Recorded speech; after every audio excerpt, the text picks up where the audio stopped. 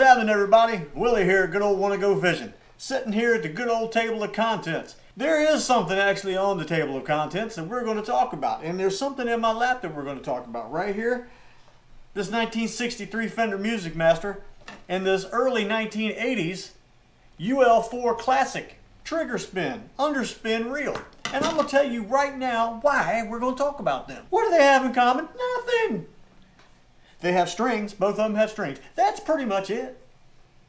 The other thing that they have in common is a gentleman that messaged me about that reel right there. Cooper Trooper is his name. And I'm going to tell you why he's a special person right now. Because he was my 300th subscriber. That's right. I have made it to 300 subscribers. Now, for a simple-minded individual like myself who just enjoys doing things like fishing and motorcycling and guitar playing and just getting out with old vehicles and touring around and seeing the world, I guess you'd say, 300 subscribers is a big deal to me. Now, to some people who have 300,000 subscribers and millions of, 300's nothing. 300 to them is how many people watch their next video in the first 15 seconds that it's on. And that's fine. But I'm cool with what's going on right now. My progression is cool to me. And the reason for this video today is because of Cooper Trooper. Turns out that he's also a guitar fan and that he watched a couple of my other guitar videos. And he said that he subscribed on the fact that he loves fishing and he loves guitars. So I thought, as a celebration to my 300th subscriber, we would do a little bit of guitar and a little bit of fishing. I'll tell you what, let's just start with this guitar. How about that? The story behind this little guitar right here. This is a 1963 Fender Musicmaster. I'm going to make this short as I can and straight to the point. The reason that I own this guitar is because it was actually the very first guitar I ever played. Not kidding. I ain't kidding the one daggone bit. It belonged to a friend of mine's father. And my friend and I, when we were kids, and I mean kids, we were 10, 11, 12 years old, we used to sneak up to the room where he kept this guitar in this case back here, under the bed. And when he wasn't around, we'd pull it out from under the bed and we'd put our fingers on the neck trying to figure out, what is this? How did they do this? What's going on here? And we'd pass it back and forth trying to play different songs and things. We didn't know what we were doing. We had no clue. We didn't know a chord from a hole in one. So what would end up happening is his dad would come home. Somebody would come home. We'd hear the door shut downstairs, and next thing you know, we're taking this little guy and we're throwing it back in the case and we're throwing it under the bed and acting like nothing happened. Guitar? No, don't know anything about no guitars. And that's what we would do. Now, we did that for years. Later on, him and I both became musicians. I became a drummer, and he started playing the saxophone. Later on, I started playing the guitar and he started playing the bass. Well, it was always funny that this guitar always stuck in my head. It was always there in the back of my head because this is where it began. Now, very few people, musician-wise, can say that they have the actual instrument that started the ball rolling. They can say that they have their first guitar. Maybe mom and dad bought you one for Christmas, a birthday, got you started, whatever. They can say that they have that. But very few can say that they have the guitar that started your love affair with music. Because a lot of times, that instrument doesn't exist. That could have been a picture in a magazine or maybe walking past a music store and see it sitting in the window or something, that kind of thing. But for me, it was this little guitar right here. Now, the Fender Musicmaster was basically Fender's way of getting people started playing guitar, kids, basically. Because it's a very short scale neck. The frets are very close together, they're very thin, and it's really more for a kid to play. somebody who's beginning, because Fender understood that if we got you playing something that you could play easily, you'd come buy something more expensive and better.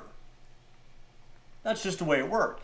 A lot of kids quit playing the guitar because mom and dad bought them a guitar from Montgomery Ward or something like that, and it was a terrible piece of equipment, and they just quit. But Fender knew if they made something small and cheap, they'd get you gripped, taste of blood in your mouth, you were ready to play, you wanted something better, and these little guitars right here are what did that. One single pickup, a volume, a tone, a short neck, made well, maple, rosewood, ash, alder bodies, good tuners. Anyway, what ended up happening was how 45 years later, my friend's father was having a shoulder surgery locally here in town. And I had talked with my friend over the phone about this old guitar and how this is what started the whole thing with me. This is where it all began. Well, jokingly, he said, I think my dad still has that guitar. So I said, man, I'd love to see it. I really would have just loved to have seen the thing. So anyway, what happened was, after his shoulder surgery here locally in town, they wanted to come by. I said, sure, I'd love to see your dad. Haven't seen him in forever. Anyway, long story short, they came walking through my front yard carrying this case back here. Well, I almost fell apart. You want to talk about a grown man almost bursting into tears? Ain't no almost to it. I did. I choked up. I welled up. I'm not kidding. It happens. It happens. Very few people can have the feeling they had 45 years ago and come back and be able to feel that again. It's silly, I know, but I can't tell you how many times we sat on the end of that bed looking over the neck of this thing trying to figure out how to play it. You know, it's that. There's no other way to explain it. It's that magic. It's that electricity, that feeling. And this little guitar is what did that for me. And many guitars later, his father, that night when they came over here with this guitar and we played for 3 or 4 hours, before he left, he said, you keep it. What? You keep it. I was just. You think of what you'd be just. Well, that's what I was, and probably more. So anyway, that's the story of the little 1963 Fender Musicmaster. I have the little ashtray doodad that goes on the back that covers the strings. I have the case, had the original strap. And this little thing just is so fun to play. It is one of those, just pick it up and you can't help it. You just want to...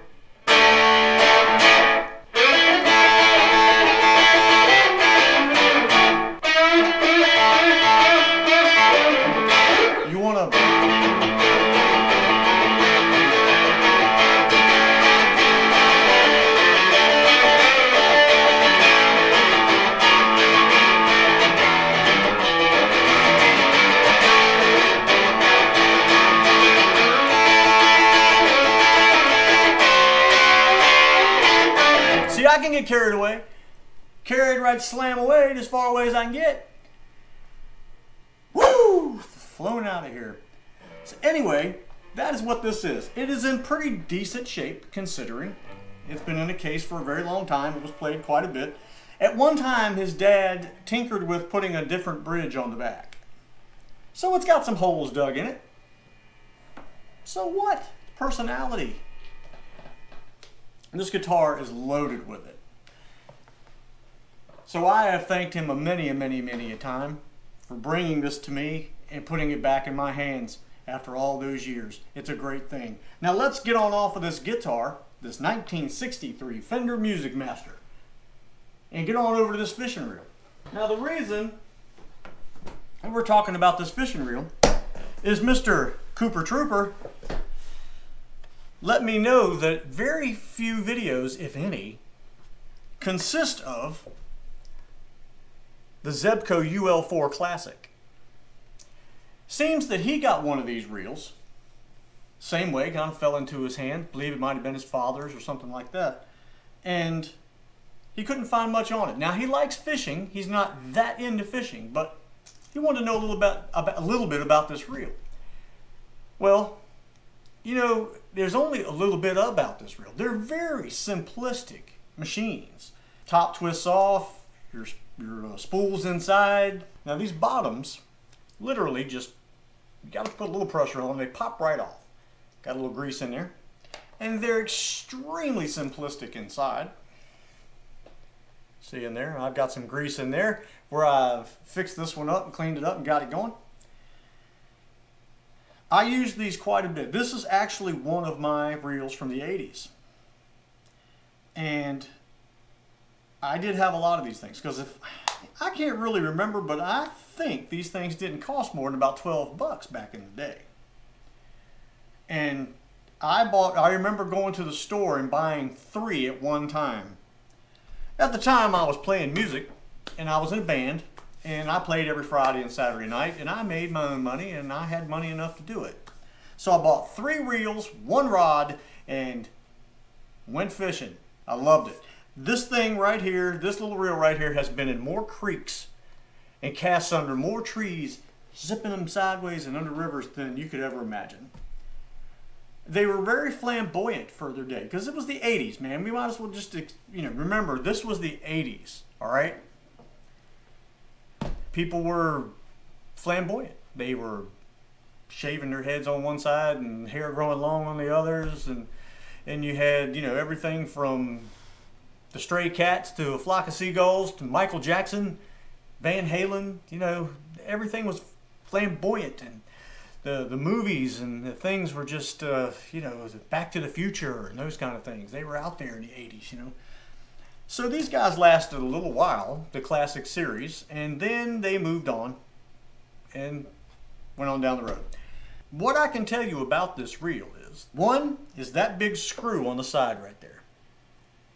Okay, well, you have to always make sure that that screw is tight, okay? Because that screw, you see it turns, okay?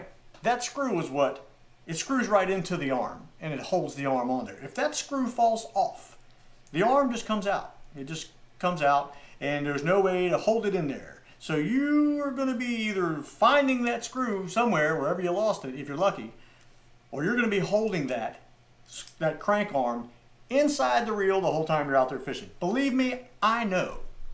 I've done it. I can remember making several long journeys back to the car to get one of those screws off one of the other reels that I bought. Thank goodness I actually did buy 2 of those, or 3 of those reels. So, this was just a short little video just to say thank you for all 300 of you. And at this point, I think might have actually grown slightly of 2 or 3 or 4 people. I appreciate all of you watching. I appreciate the fact that you sit down and watch my silliness, because I really am just average dude out here wanting to enjoy fishing, motorcycling, guitar playing, traveling, camping, being with the family. It's hard to fit everything in. I'm still a 40-hour-a-week guy and it's a lot of overtime, and I'm still trying to fit in family and fit in fishing and at least get in the shower once a week, as well as trying to live, raise 2 children, keep the house going, cut the grass, fix the cars, all that stuff. So for you guys to be out there watching, it means a lot, a whole lot. I hope I'm entertaining. I hope I'm making you laugh a little bit. I hope you are maybe learning something. Can't make any promises there, because that's one thing my teachers never said I'd be as a teacher. But they probably would have thought he'll never be on YouTube either. But you never know. Thank you guys for watching. Cooper Trooper, thank you for being number 300. Thank all 300 of you. Lots coming up this summer and spring. I got a lot of ideas and a lot of things I'd like to do, and you got to try to fit them in there. I'm going to stop talking now because I can get carried away. It's been known to happen. Thank you for watching. We'll see you next time.